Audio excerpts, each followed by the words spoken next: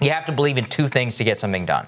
You have to believe in politics and you have to believe in government. So on the right, the establishment Republicans believe in politics and they believe in government. Yeah. But they use and believe in government to corporate ends. The populist people believe in politics and government, are on the right, believe in using government for more worker-centric ends. So they got some of what they want.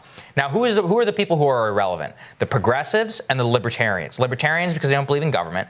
Progressives because they don't really believe in politics. And I think that that is actually what it really comes down to, which is at the end of the day, and what I mean when I say don't believe in politics is this fake trying to whip votes against the bill, this whole like only being able to muster 14 out of a necessary 18 votes, only one person ultimately voting against it, being completely unable to organize any sort of caucus. Should do is what the Freedom Caucus was, very tightly controlled. It was like 30, 40 people, but they were staunch believers in things and they actually had enough actions in order to force leadership's hands. That's politics. They didn't believe in government, but they believed very strongly in politics. Not just those dissenters who are more anti-establishment, but the ones who call themselves progressives, they don't understand who their actual enemies and adversaries are. And so I think that is part of it, is that there has been an overwhelming loyalty to leadership that is not remotely reciprocated in another direction. Like, leadership is very clear. The Democratic establishment is very clear